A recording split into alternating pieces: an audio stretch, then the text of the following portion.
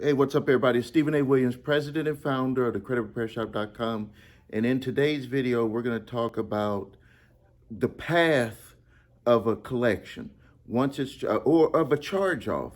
I get a lot of questions, and I want to make a video about this to kind of clarify some things, because one of the questions that I get is people will call and they say, I had a charge off and I tried to call the original creditor and they said that they don't own it anymore. There's nothing that they could do. And they get confused because they're like, well, I understand if you don't own it. Well, then what about the other company? And they say we have nothing to do with the other company. But the information is still on your credit report. And you're like, well, where do I stand with all of this stuff? It can be very confusing. And some of the times you could call them and they own the debt and they can't do anything about it because it's stuck in limbo on the next step that they're going to do. They might be packaging it up to sell it. They might be doing a 1099-C. You just never know. So I wanted to make this video to kind of clarify a few things. And I want to tell everybody that I really appreciate you watching the videos on the channel. I think that we're kind of getting in a good upswing. And just so you know, I don't know if you get the feeling from when I'm making the videos, is that I get all of this stuff comes from the heart, like the inside. I don't like these videos really, I don't have to write a script down on paper. It comes from the inside, from experience. Comes from the inside from experience with dealing with clients, listening to them. They're frustrated, giving them advice from what I had to do when I had my problems with credit, and just the things that I see now that's going on. And there's a lot of stuff like crazy, like on the way to work, on the way to the office. I don't want to call it work because I love doing what I do, but we do work hard here. Is I was thinking about something that Dave Ramsey had said. And the reason why I bring this up, some people will be like, Steve, stay in your lane, you can't do that. Because everything that with finances has to do with credit. And some of the information that we were given by people who we respect, I think that the information that they were giving us was something that they thought was good for us. But just like how we're opened up to more and more information, we start to realize and we start to become aware that those decisions could have actually held us back with our wealth. And for me as an African American, there's been information that I did not know about because of the community that I grew up in, that when I became aware of it, it's like, this would change a lot of people's lives in our community. Not to say that there's not other communities that have the same issues as ours. It's just that in our community, there was a lot of information that I don't want to say was like hidden. It was like we either didn't have access to it, and that not having that access made us not aware of it. But every day with the internet, every day with people like myself that are making videos, we're making our community and other communities, because we're all connected, aware of the things that's going on that kind of stop us from being able to gain wealth. Before I get started on the subject, I want to run through something to make you aware of something that this is mine. So I always talk about Dave Ramsey because he's respected. I respect him. But there's some things that I want you to watch out when you're making decisions with him. With the Dave Ramsey program of getting out of debt, basically, this is where like you got to pull yourself back up, get out of debt so you can kind of move forward in your life. But I want you to be aware of some decisions that you're going to be making with your money when you start to, like, if you are fortunate to become debt-free, that you need to make smart decisions with your money. And I'm going to point one of them out to you it'll probably raise your level of awareness. Um, Someone called me the other day, and the reason why people call me is because because I've done workshops and stuff where I've talked about where I had paid cash for a car and did these certain things, and I would tell them that the reasons why I did it, and the when I learned later there's reasons why it wouldn't be a good decision to do that. It depends on your situation. Like, that's the thing that I want to make you aware of. Now, for me in my life where I'm at, I bought very nice vehicles and I've held my vehicles for years. I'm driving a 2007 Mercedes S550 coupe. 2007. What year are we in right now? And I have a Range Rover that's a 2016. I don't know. I don't owe any money on those vehicles. They're both were at the times where I bought them used though, but they were very expensive vehicles. And yes, you could pay cash for something that you're going to keep, because if you look at what I'm going to show you, you will see that I've went way out past the making my money back part, like way extended it by years. So in a way, I'm actually driving in like the money that I would have been paying in payments. Like, all of that is coming, comes back to me. But if you're not buying high-end vehicles or a vehicle that you're going to keep for a long period of time, doesn't have to be a high-end vehicle. I want to make you aware of something so you can see how your money, the money that you have, is your ticket to wealth. Like, the money that you're already making, and then anything that you add to it is just like gravy, like icing on the cake. Here's a situation here. Let's just say you've done your homework, you listened to me, you've gotten your debt lowered, maybe you only own your house, you've been able to save some money, and you're getting ready to go out there and you're getting ready to buy a vehicle. That vehicle is $15,000. If you finance it, you're going to pay $500, and we're just rounding it off. It's like with the insurance and everything covered in there, $500. Now, for nowadays, I know that's not like one of the top vehicles, but unless you lease it, it's not one of the top vehicles. But let's just say $500 a month.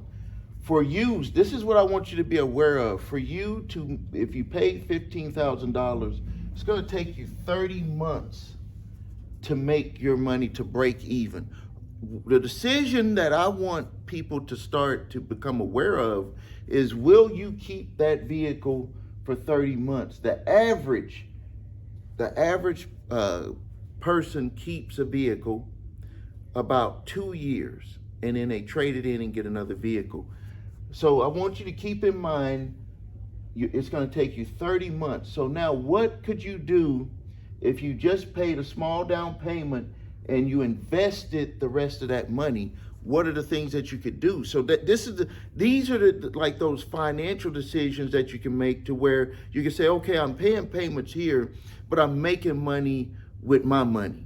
Because ultimately, for you to be able to become successful, is that you're gonna have to figure out a way to have your money make money for you. That could be done with real estate. That could be done with a small business. It could be done with investing in the stock market. And so this is not a business opportunity video, but what this video is about is to just let you become aware of that. Once, and this is when you get your credit repaired, you get your debt under control, that I want you to be thinking about the decisions that you make moving forward, because those decisions can make you like jump up leaps and bounds. I want to give you an example of what happened with my wife and I during COVID.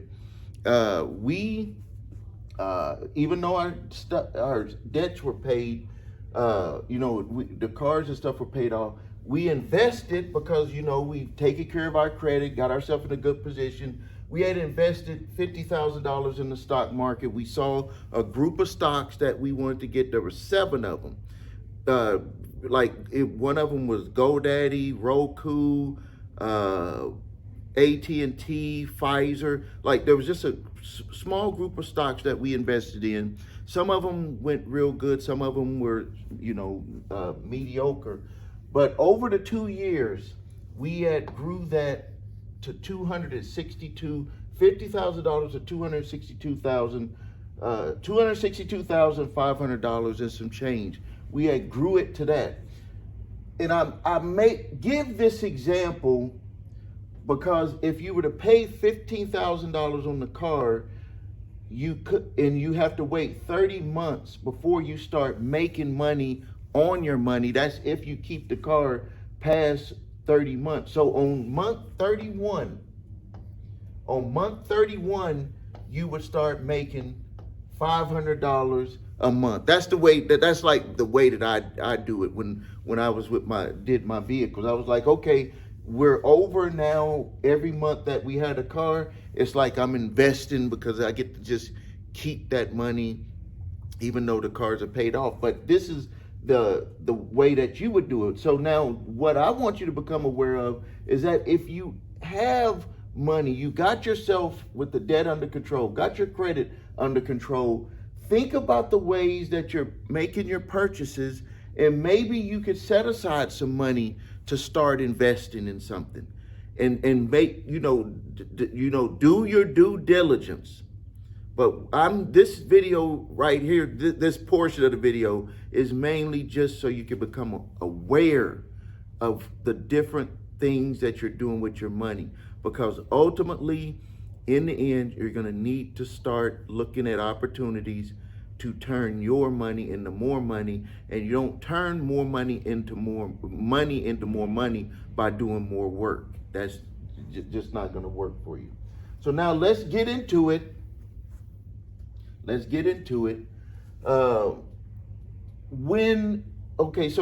if you have collections, I'm going to take you through the process of collections, because I get this question a lot. Like you might be thinking I'm joking.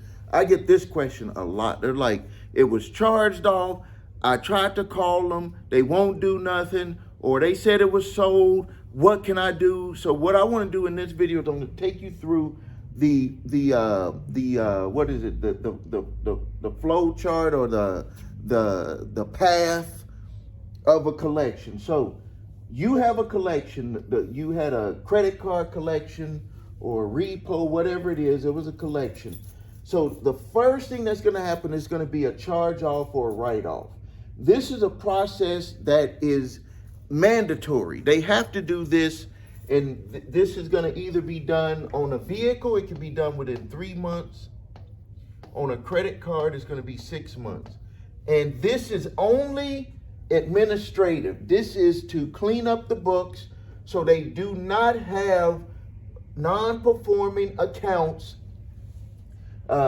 being placed on the books. So investors look at it and say, whoa, we got 10,000 accounts and everybody is paying. No, some of those accounts are charged off, and they want to know which accounts are performing, which accounts are not performing. That is required. This is required by the banking regulators. This is required by, part of the contracts with investors. This is required. Businesses that are in the business of loaning money, they have to do this. So the thing that you got to be aware of, though, when it's going through this process, is that some people will say, well, they want to reach out to the company. What can I do?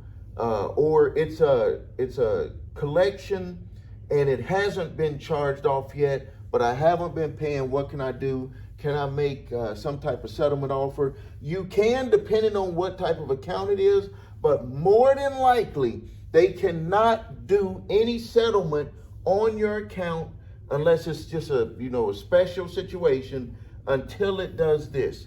Because the reason why, and this gets a lot of people frustrated, because they're like, I could just settle it and we just go on our way. Reason why they can't do this is because they don't want to make it to where they're fooling investors. Like, just think about it from the investor point of view. You invest your hard-earned $10,000 in a business that's making payday loans, whatever it is.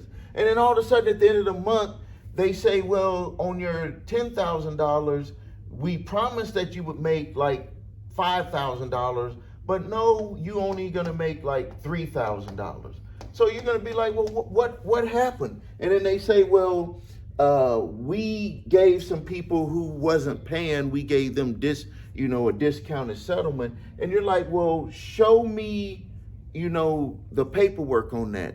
And it's like, okay, well, did you charge those off? Because I want to see proof of what happened, or are you just making decisions based off of what you want to make them off of? That's why they have this 3-month and 6-month process. Even though it would be kind of, if you think about it, it would, if they can make a settlement with somebody before that period of time, it could kind of benefit the investor, but so they can have some sort of system where everybody is compliant, they do it with this. And of course, a lot of people try to reach out within that period of time to try to do settlements, and they get frustrated when the companies say we can't do that. What we can do is offer you a different payment arrangement. There was a client that I just recently had with American Express, and I said, if it doesn't charge off, they're going to make you have to make payments on that.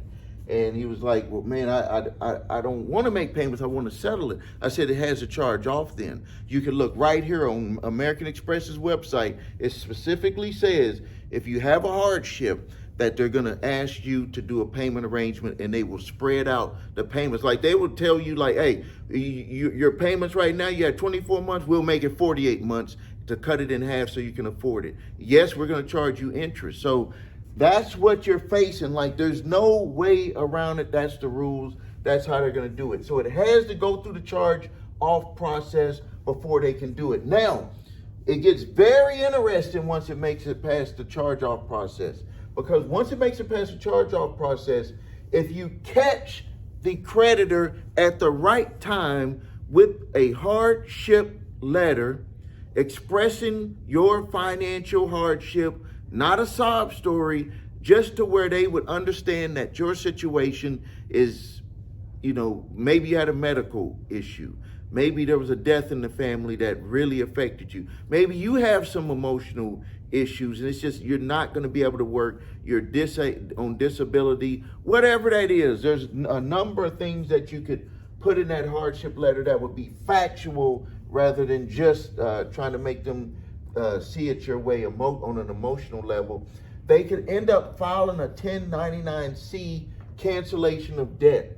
That's where they will submit that debt to the IRS on a 1099-C form, and the whole debt is forgiven.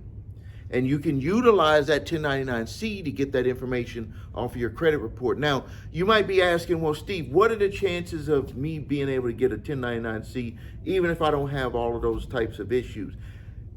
I would say that it's probably about a good 20% chance. And I would say that anyone that has a charge off that is still with the original creditor should submit a hardship if you feel comfortable doing it. Yesterday, we submitted a hardship for a client with Bank of America. Bank of America is currently suing the individual. They lost their income from their business. And I was like, well, if you're being sued by the original creditor, there really technically is no debt validation that would work unless you had a dispute with them, because they're going to have all of the records to come after you. And he was like, well, what is the options? And I said, well, number one, tell me what happened. Like, what happened? He said, during COVID, the business just never recovered. And I said, I can understand that. That actually happened with one of my businesses. I had to change that whole business over and make it into something kind of new, because they had just lost a lot of customers with that during COVID. And so I said, I understand it. I had to transform that business. And I was like, well, let's just do this. He said that he's kind of recovered a little bit, that he would like to make a settlement, but he just wasn't ready to make the settlement. I think he has some money coming that he was going to do that. And I was like, well, let's do the hardship, and then let's respond to the summons, because we got to make sure that we follow the court's demand to respond on the court summons. So we did a hardship. And I'm hoping that it might get them to see it his way, do a 1099-C. American Express has done 1099-Cs. If you look on my website, we just got 2 of them for one of our clients for over $8,000. The next level would be, which is what they ended up doing, was the original creditor, American Express, decided to take him to court, and they're suing him. So right now we're working this angle to deal with that charge off that he had, and that charge off is about, I think, like about $9,000. The next step that could happen from the collection, the next path, would be sold to a debt collector. And the way that they do it is they package these all up into a portfolio, and it could be thousands of accounts, hundreds of accounts, depending on what type of debt it is. If it's credit card, it's going to be in the thousands. I've seen with the automobile repos, they'll do like 25, 30, or 50 accounts because it's going to be a higher amount of number. Just so you're aware, if you don't know, you probably noticed that debt collectors for credit card debt, they buy it for pennies on the dollar, literally pennies on the dollar. It has moved up though, because there's a lot of competition in the debt collection market, but there's really about 4 companies that really dominate in the debt collection market. You got LVNV, you got Jefferson, Portfolio, Recovery, and you have Calvary. So those are the 4 that really dominate. So it can be sold to a debt collector. Once it's sold to a debt collector, this is the path that it would take. So, and we just talked about this here with the hardship. We just talked about what you could potentially do with the original creditor with a lawsuit. Now let's talk about the path that it would take with a debt collector. When a debt collector buys a debt, this is something that they must do. There is no ifs, ands, or buts about it, but they do try to skirt and get around it with the law, is that they have to mail you a 30-day, what's called a dunning letter. This dunning letter, it has to say a few things in it. It has to tell you, identify who they are, who the original creditor was, and it has to also allow you the opportunity to dispute any part of the debt or all of the debt. We've been noticing that in some of the dunning letters that they're not even putting that section in there, and that you would have that right there is a violation. They would have to forgive that debt, and you could potentially get a $1,000 settlement based off of that. So they have to include that information in there. They have to give you 30 days to respond. But check this out. They only have 5 days. Once you submit it to them, they only have 5 days to send you back information on there. And so what I would do is send that certified with your response. And what you're going to do is you're going to ask for a debt validation. And there's a list of things that you're going to want to ask them for. Don't worry. I'm going to give you a letter that you can use for that. So they have 5 days to respond. Now, this is something that I want to make you aware of. They have 5 days to respond, but nothing's going to happen about the 5 days until you end up taking somebody to court. Like this is what a lot of people will say. They'll say, well, the 30 days with the bureaus, even though we're not talking about that right now, they have 30 to 45 days to do their dispute with the bureaus, and they have to take it off. What can we do about this? What you do about it is you have to take them to court. And they know that. That's why it just would take more work to do it unless you want to take them to court. That's the way that you amp it up. And with the demand letter, if they don't respond in 5 days, you would have to take them to court to have something done. But if they try to take you to a lawsuit, I'm going to show you how you would be able to utilize that information to get your lawsuit dismissed. So the next thing also is that they're not allowed to call you first. They're not allowed to call first. This is a note. They're not allowed to call you first, but they do this a lot, especially if it's a debt collector that is not paying for skip tracing. Skip tracing is where they have a service with TransUnion Equifax Experian where they can look at and find your address, all this type of stuff. But it adds on to the cost of what they're paying for the debt. So like, just imagine if they got 10,000 debts that they're trying to collect. and just say that they bought the debts for $10,000. They bought them all for $1 each from the original creditor. But then to do that search on all of those individuals, they might get charged $5 per search. I don't know this. Some people think that I'm a debt collector. I don't know that hard number, but I can tell you that the number is enough to make some debt collection companies not want to deal with it this way. They'll just send out mass mailings.